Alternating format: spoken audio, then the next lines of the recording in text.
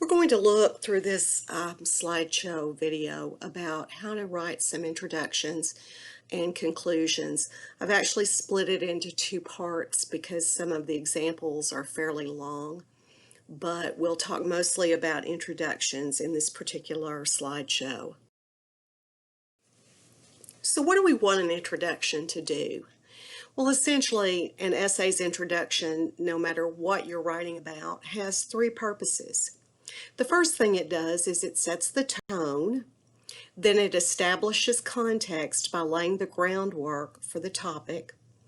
It builds rapport with the reader.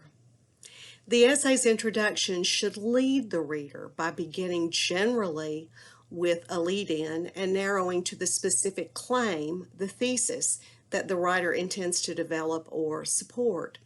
Sometimes students ask me how long their introduction should be. And I always say, well, everything should be in balance.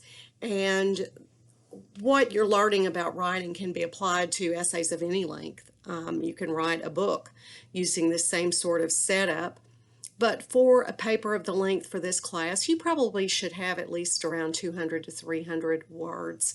And of course, it depends upon how long the body of your paper is.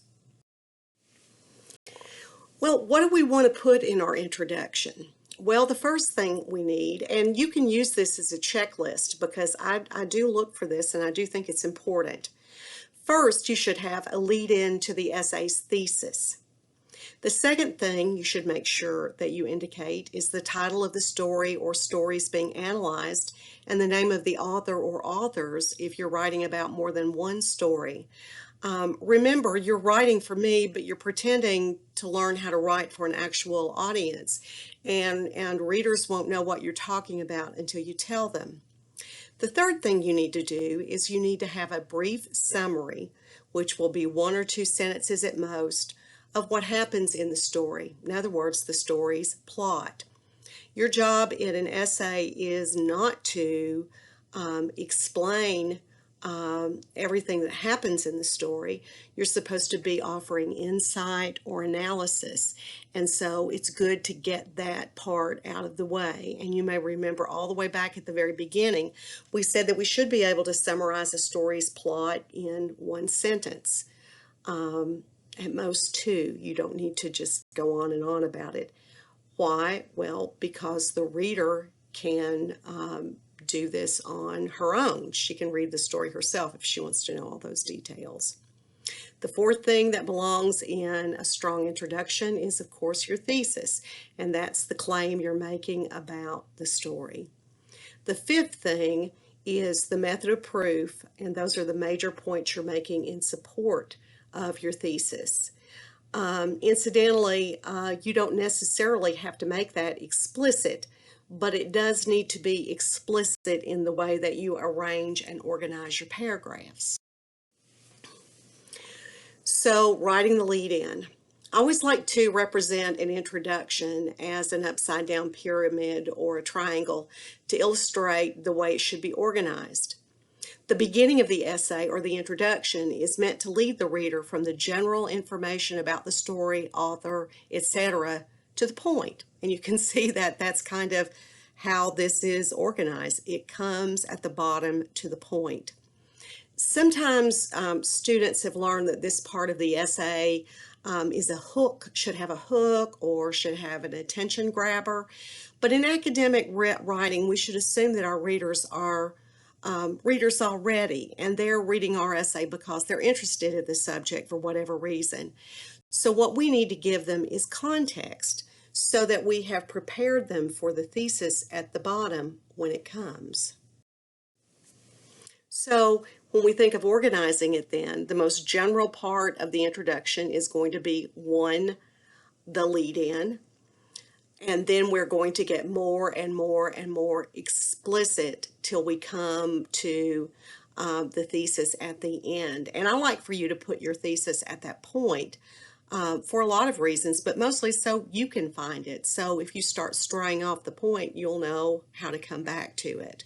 So 1, lead-in, 2, title of the story, name of the author, 3, brief summary of the plot, 4, the 1-sentence thesis, And 5, the method of proof, if you choose to include it explicitly or create a tripartite or three-part thesis. Now, I want you to think about some approaches for writing the lead-in. There are lots of different ways to do this. The one thing I never want you to use, I'm sorry, is the rhetorical question.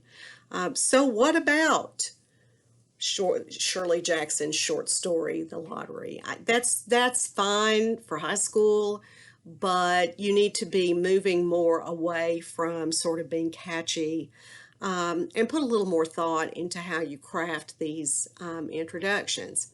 So I have provided a bunch of examples and a bunch of approaches that you can use. So remember what we're supposed to do in an introduction, and all of these introductions in one way or another does this. They set the tone, and your tone for academic writing should be serious, scholarly, credible. My daughter said one time she was applying for a job and she was trying to be clever and funny and amusing, and I said, you don't want to be funny. For one thing, it's hard to try to be funny. You either are funny or you're not. But the second thing is you want to be warm and competent. You are somebody I want to work with and you know what you're doing. And that's kind of what you do when you're writing scholarly or academic essays. The second thing is to establish the context. 3, state the thesis. And 4, at least lay the groundwork for the method of proof, even if the method of proof is not stated explicitly. Now, so here's the first approach to writing a lead-in. One thing you can do if you don't know how to start is to define key terms or words that are important to your thesis. Definition, for example, is the heart of the argument. So if you're writing about an abstract concept, let's say Shirley Jackson and tradition, or about another concept, whether in literature or another subject, the introduction is the perfect place to define it so that the reader understands clearly the basis of your argument. And again, I do like to emphasize every so often that everything I'm saying applies no matter what you're writing about. If you're writing about climate change, you might want to distinguish between climate and weather so that the reader knows the difference. As an English teacher, I'm not really sure that I necessarily do. My husband, the geologist, would say climate is what occurs over time. Weather is what's going on when you look out the window. Well, that might be useful to a reader in understanding your argument. When you're writing about literature, you might want to define a literary term such as narrative distance, irony, minimalism, naturalism, stream of consciousness, tragedy, or an abstract word such as luck, pride, love, tradition, fascism, desire, or nature, because that may help your reader understand what it is that you're going to be talking about in the paper and what your particular perspective is. So here is one example from an English 102 essay from several years back. The distant soldier in Isaac Babel's Crossing into Poland. To survive a war, soldiers learn early never to question orders, nor see in a personal way the enemy they must fight. However, in blindly obeying authority and suppressing compassion, a soldier may risk his humanity. In Isaac Babel's Crossing into Poland, the narrator and protagonist of the story finds himself billeted with a Jewish family. At this point, he has achieved a dreamlike distance from the horror. Through his encounter with the young woman who lives in the house, the soldier learns the human cost of war. Though the ending is left ambiguous, the meaning is clear through Babel's brilliant use of symbol, point of view, and sensory detail. Now, this is not a spectacularly long introduction. Basically, what the writer is doing is defining the role of the soldier. The soldier is supposed to obey rules. That's true in any war of any soldier. All soldiers sometimes have to learn to compartmentalize because They unfortunately and sadly have to do things that we think we wouldn't do. And I think sometimes that's their greatest courage. And that's the greatest thing we ask of them, not necessarily just risking their lives, but doing things that we say, oh, I couldn't do that. And yet we ask them to. So that's very general. That's all lead in right there, defining the role of soldier. Then the writer summarizes the story and gets us more focused on what's going to be the actual topic of the paper. Isaac babbles crossing into Poland, and she tells us what's going to happen to this character. He's going to find himself in the story staying with a Jewish family, and he will have achieved a dreamlike distance from the horror. Then we have the thesis that the writer is going to defend. The soldier has risked his humanity because he has become a little cold and a little distant, but he regains his humanity by learning the human cost of war. And then she does get very explicit about the method of proof by telling us that she is going to develop this idea through her method of proof, which will focus on symbolism, point of view, and detail. Now, some of these that are professional may seem a little bit over your head. Some of them are not, okay? But I want to show you that everything I'm teaching you happens in like real writing. So this was an essay called Framing Eve, reading Blake's illustration. And what this writer is going to do is going to explain what it means to frame, and then move from that lead in, all frames, whether it's a photograph you're framing for your office desk or your bedroom, or whether you're building a frame for your vegetable garden, your raised bed for your vegetable garden. She's going to define what that is and then move on. To frame is at once to shape and contain within boundaries. Now, very general. Then she moves to William Blake's work. Much of William Blake's work is concerned with framing the framer, comprehending the act of creation. Blake's own use of the verb to frame tends to have negative overtones, as in his awestruck yet horrified description of the tiger's maker. The specter, he tells us, frames laws and moralities to destroy imagination. Yet he also uses the noun frame in a positive way to refer to the human form, a golden frame. This seeming contradiction reflects Blake's larger ambivalence toward creation, especially the creation of the human body and the division of the sexes. Because delineating, or drawing lines around, is also binding, creation and fall are synonymous, or at least simultaneous, in much of Blake's work. Lately, I have been interested in Blake's attempts to picture paradise, to frame the prelapsarian, or before the fall, existence of human beings, and in doing so, to recreate the space of Eden. The same frame that allows us to see this state or place also sets us apart from it. When Blake recreates Eve's creation, he is both framing, creating her, and offering an interpretive frame for her origin and fall. Now, you notice that I'm doing a lot of things here. When I have a source, I am using the source just as if I were writing a paper and I were entering it on a works cited page to try to set a good example for you. Another thing I want to point out about this is that I have added something to it in brackets.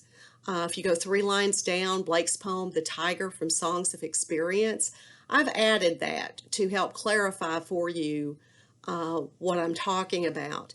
This writer is writing a book, writing an essay for a book, a whole collection of essays about William Blake, women reading Blake, and so she hasn't felt the need to be that specific because she sort of assumes that the readers who are reading this would already know that. I sort of assumed that you wouldn't, so I wanted to give you a little bit more information there. But even in your own work, that's kind of how you clarify and add or alter quotes if you need to do so. So I have added that. So that gives you two different examples. One defines the role of a soldier. This one defines what it means to frame and then focuses on that as a part of William Blake's poetry. Second thing, another approach you can use to writing the lead-in for your introduction is to provide some kind of biographical information about the author or other information about the writer, including their style or particular themes.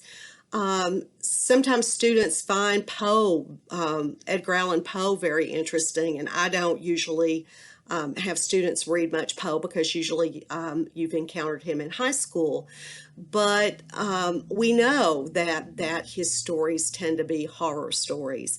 We know that of many writers, and so sometimes it'd be particularly interesting to put it in context if you found a short story by him that was not about horror.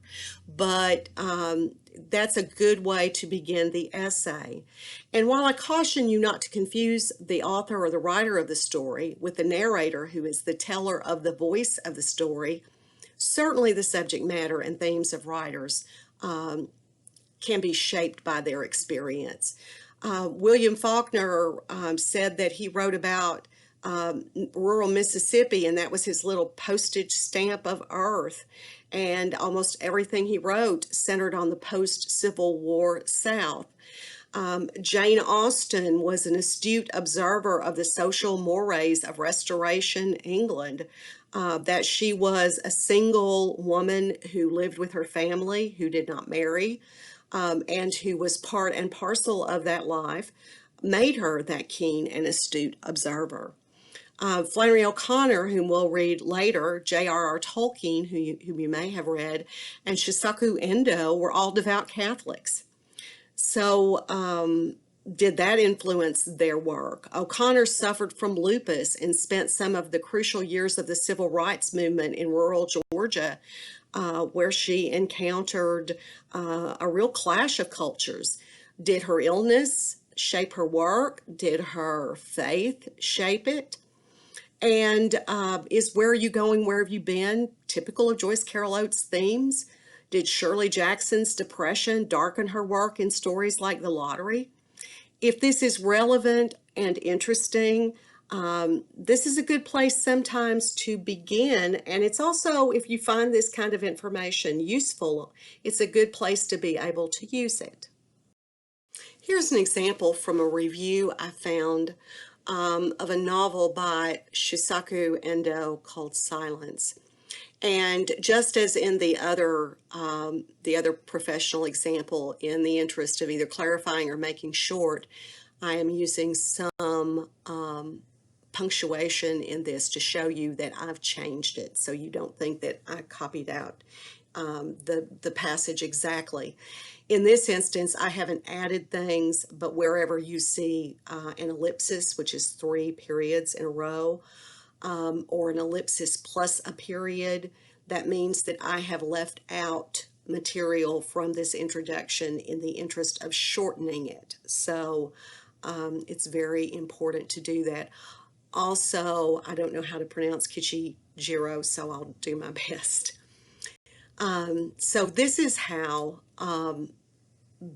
Luke Rainsma, the writer of this essay, used biographical information to establish the context and create a lead-in for his paper about Silence and Rodriguez being a Christ figure and Kijijiro being the Judas. The Christian faith never did rest easily on Endo's shoulders. Ever since his baptism at the age of 11 at the behest of his mother, Endo often spoke of a faith as awkward as a forced marriage, as uncomfortable as a Western suit of clothes. To make matters worse, he contracted tuberculosis while abroad and had a lung removed. In an ensuing crisis of faith, it seemed to him as if Christianity itself had made him ill. Only upon returning to his country by way of the Holy Land did he discover, as he would write in his popular Life of Jesus, Jesus as scorned, rejected, and betrayed as he. And only then did he discover his life's quest, the search for a compassionate Christian faith that might take root in the Japanese soil. Widely regarded as Endo's supreme achievement, Silence tells the story of this era and of this quest. It tells of Sebastian Rodriguez's arduous journey halfway around the world to Japan in the 1630s in order to track down a rumor that his beloved mentor had abandoned his faith. Smuggled into the island nation with the help of a cringing apostate named Kijijiro, Rodriguez and a fellow priest are sheltered in a mountain hut by Japanese Christian villagers on the seacoast. But if Rodriguez is a Christ figure, Kijijiro is his Judas. Now again, that is lockstep, the order in which I've told you to write your introductions. Biographical background, which is general. Endo struggled with Christianity as a Japanese Christian, but he finally did figure out what he was, what served him in that religion to which he had converted, and then focuses on the short story, tells us what's going to happen, and then lands smack dab on the thesis, and then you see the source. A third approach to writing a good lead-in is to use some kind of pertinent quotation from the author and maybe some other source, perhaps a critic.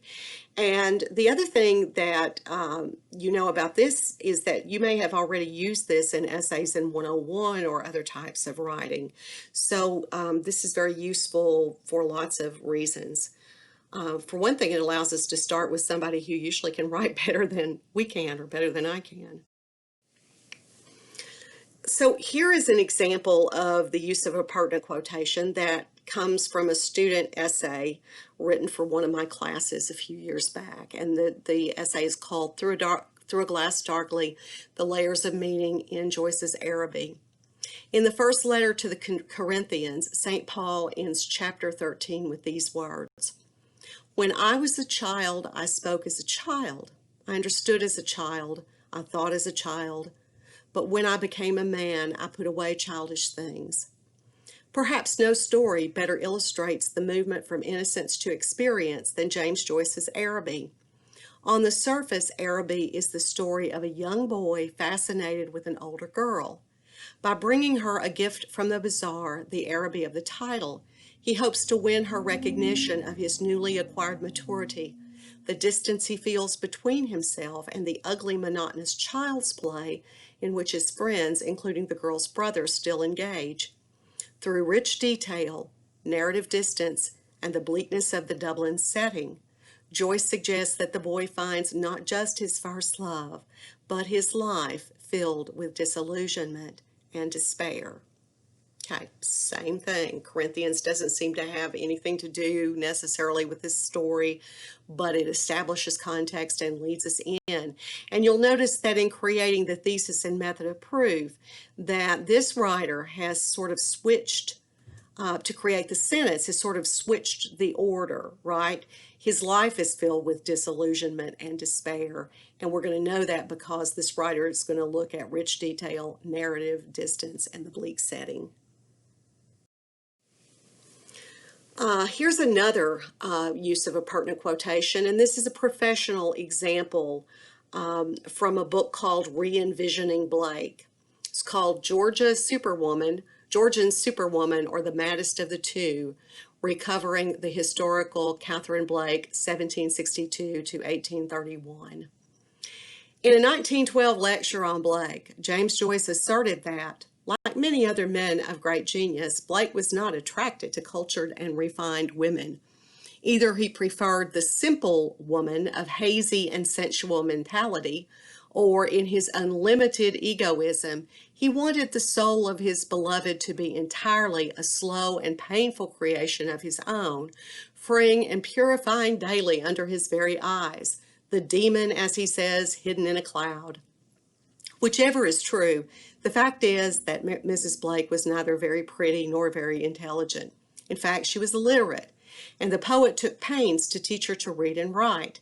He succeeded so well that within a few years his wife was helping him in his engraving work, retouching his drawings, and was cultivating in herself the visionary faculty. Now, of course, that quote is offset. It's indented rather than using quotation marks because Mark Crosby and Angus Whitehead have used a longer quotation than the one on the example before. Now, they go on to say, as Brenda Maddox has suggested, this passage reveals more about Joyce's relationship with his own woman, Nora Barnacle, herself a former servant, than it does about Blake and Catherine. Although Catherine Blake may have been initially illiterate and taught to read and write as well as draw and print by her husband, there's no evidence that Blake favored the simple woman of hazy, sensual mentality. Catherine, according to contemporary sources and several pictorial depictions, including Blake's own drawing, was not unattractive in youth. And by the way, this is my adding, he said he had a pretty wife. It was most likely evident to Blake from the outside that Catherine was a woman of no mean intelligence and a potential student of some promise. Indeed, while David Alexander had discovered that Blake took on a live-in engraving pupil in 1788 and may have trained him until 1795, Catherine Sophia Blake was Blake's lifetime apprentice. Okay. And again, same thing, the context of Joyce. This also, it actually uses two different kinds of introduction because the quote also puts this essay into the critical context. This is what James Joyce said, but that's not what I think. So we'll kind of visit that a little bit later on. Fourth thing you can do, you could provide historical context for the story's setting or the time of the writing. If you're mad about history, and I am, though I'm certainly no historian, I like to provide you with historical context for the stories I assign throughout the semester. I think to understand the lottery, you have to some extent understand the time period that the author had lived in and was living through. To understand William Faulkner's barn burning, you've got to be able to relate the plight of the sharecroppers in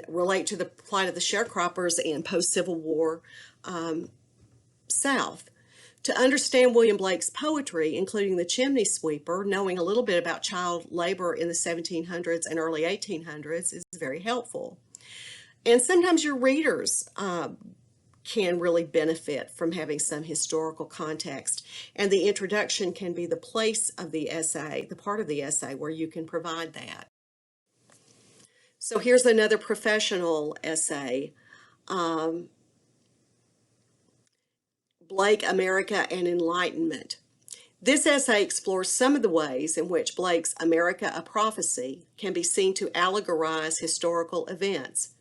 The events at issue in this exploration are not individual events involving particular individuals of the kind that Jacob Bronowski and David Erdman have discussed, but identifiable and often complicated historical processes. The assumption that Blake's prophetic books can be read as allegorical narratives have been questioned by some critics, but judged from the perspective of any modern historian, Blake's prophetic works are bizarre fantasies that willfully distort and ignore many aspects of the historical issues they evoke. But nonetheless, they represent a genuine commitment to history, and they try to provide us new perspective on historical events, such as the American and French revolutions that we're supposed to be familiar with. Okay, now this one is more plotting probably for you if you're not already reading a lot of stuff.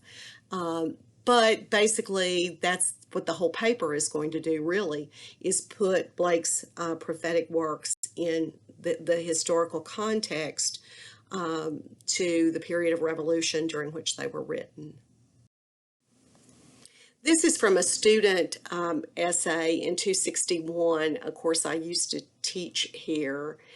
And she does something kind of interesting. She doesn't put the play Oedipus Rex in the context of 5th century Greece. She puts it in the context of the way tragedy was perceived in the Elizabethan period. So anyway, it's kind of interesting how she does it. And she writes that the plots of great tragedies like the gods often punish the innocent along with the guilty. Citizens of 18th century England were so appalled by the death of Cordelia in King Lear that they would not perform the play as written.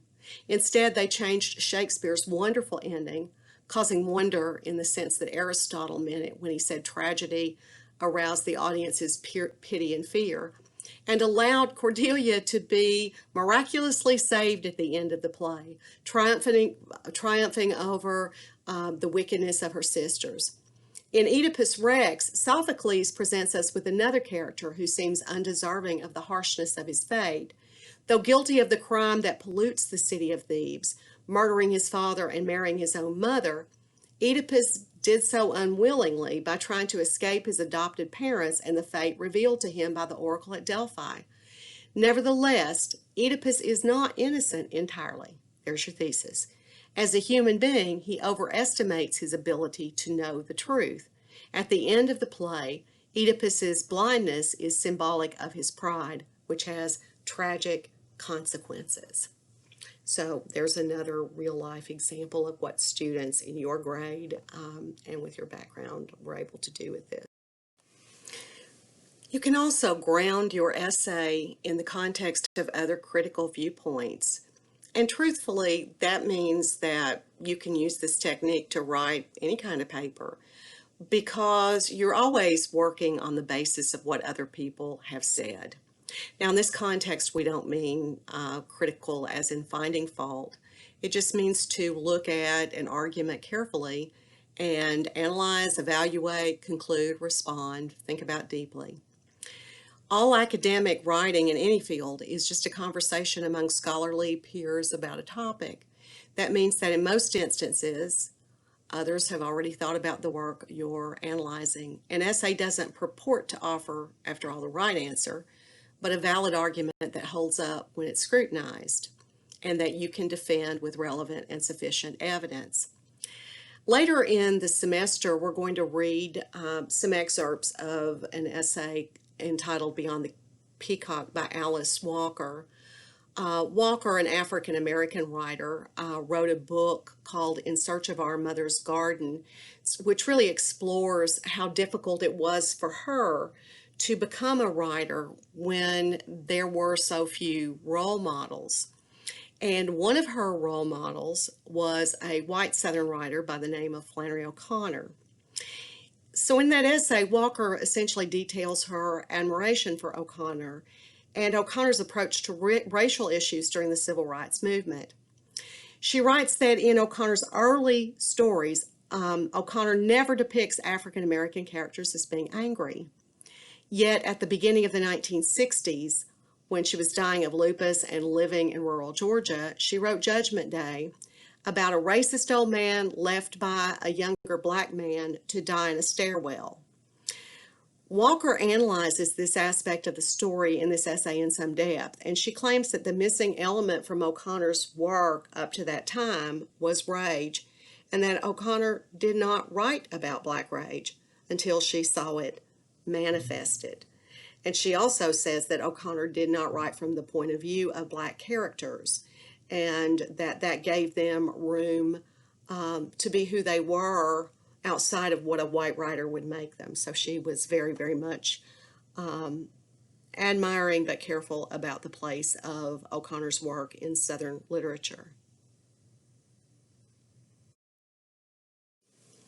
So how does this apply to your own writing? Well, first, if we think of writing as a conversation with somebody else who's interested in the same topic and expert in the same topic, Walker's essay, for one thing, would provide you with an excellent idea for a thesis. Grounding the essay in another critic's point of view can allow you to refute their point of view, qualify their point of view, well, yeah, she's right, but, or build upon that writer's ideas by applying it to other circumstances. Students tend to think you have to start all your papers from scratch. And the truth is, no, real scholars do this. We don't start anything from scratch. All work is built upon somebody else's work. And this is true in any field, not just literature. Often writers will extend an argument. Often they will disagree. And sometimes they just use the ideas of others as springboards for their own. And that's kind of what you're going to do in your final essay in this class. So imagine you've read Revolution and Everything That Rises Must Converge. Now, both of these O'Connor short stories, and we'll read them, were written during the historical period that Walker's talking about, the early 1960s. And in both stories, the black characters express anger.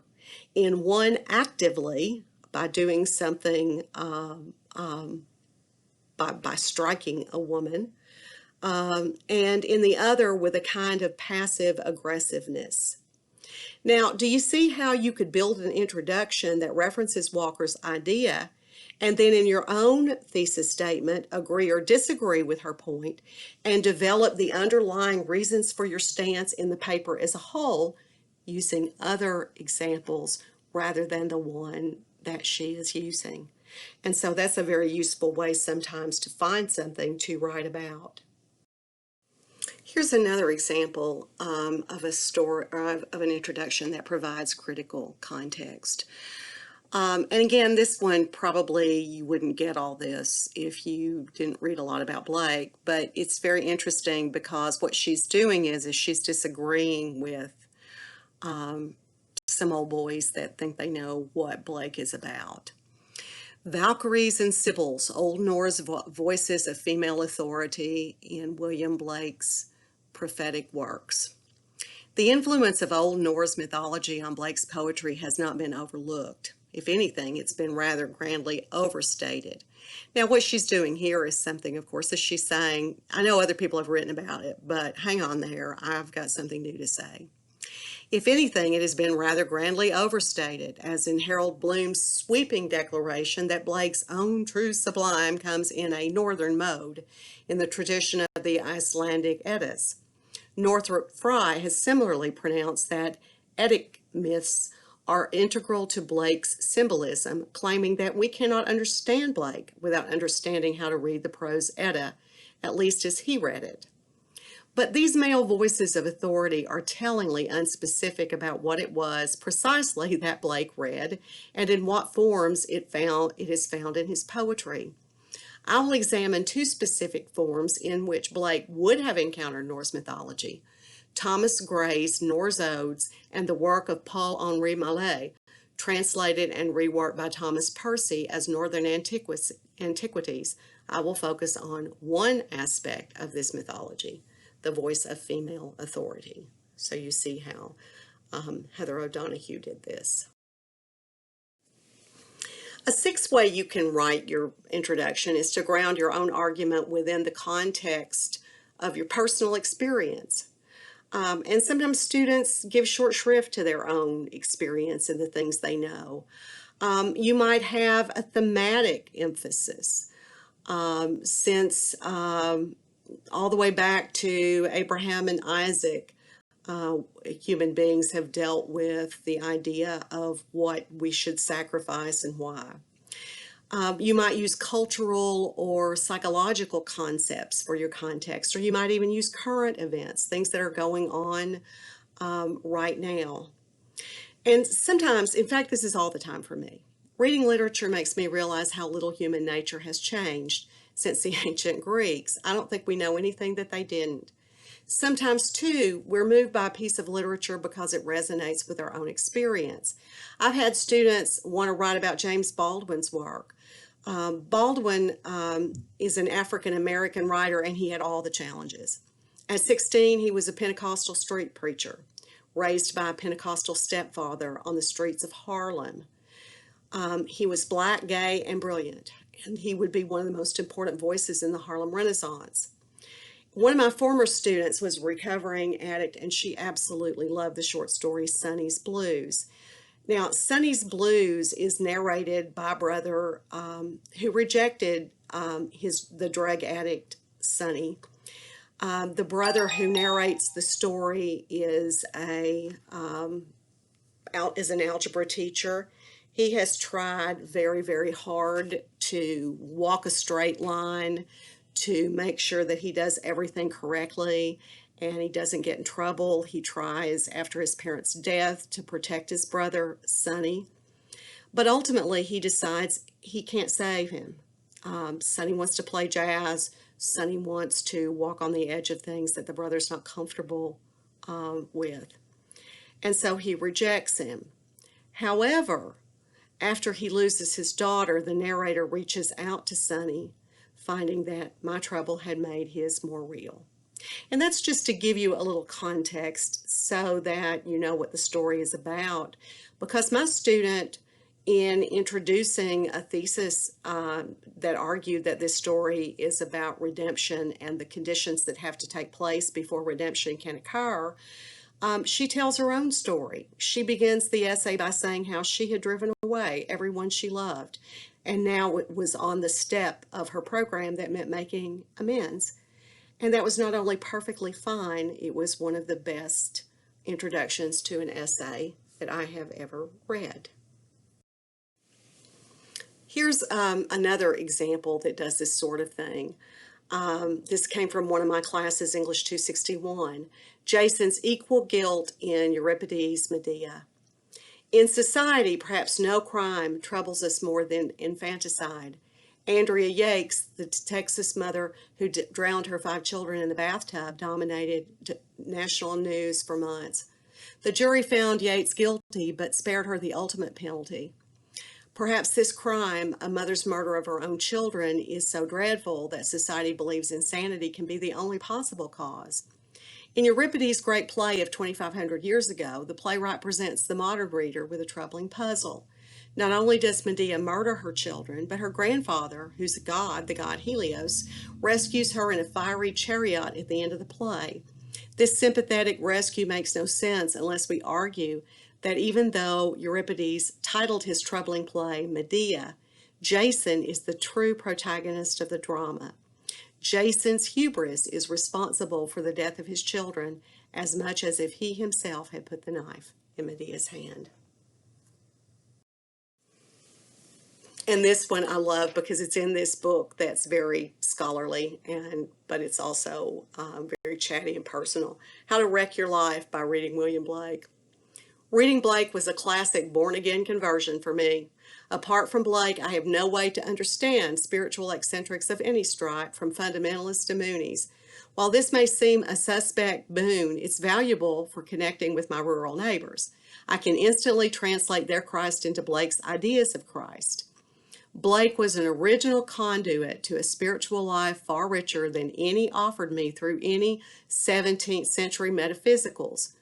I could make mere metaphor of poets Donne or Herbert, but that didn't change the way I lived my life.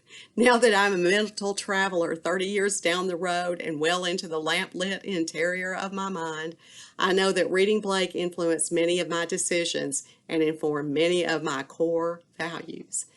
And so, again, she's talking about what it meant to her, and that's okay too. Here's one more, and this has been a long little video, so I'm sure you're tired and probably had to stop it 3 times if you hung in there with me, and I hope it was helpful. This essay was called Dante's Medieval Inferno.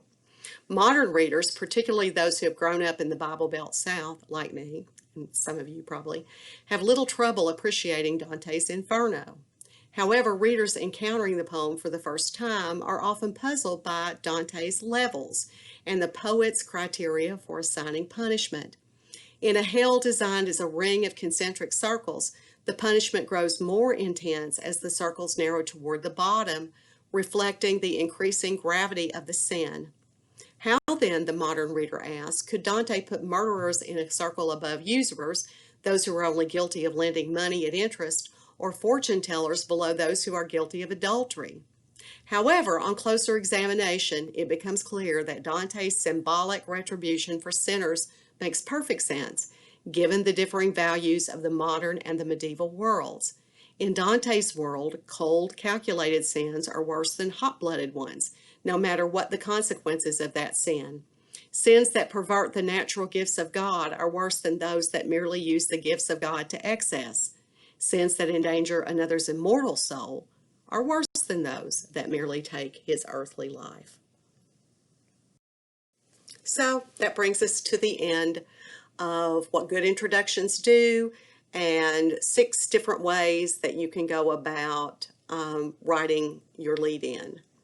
So to recap, you want to use this checklist: a lead in to the essay's thesis, the title of the story or stories being analyzed, and the name of the authors if you're writing about more than one story. In essence, the subject. You need to announce the subject in your introduction, what you're writing about. 3, a brief summary, 1 or 2 sentences at most, of what happens in the story, which is the story's plot. The 1-sentence thesis, which is the claim you're making, and the method of proof, which is the major points you're making in support of your essay. And then you will have an effective introduction to the body of your paper. Next up, conclusions. Thank you.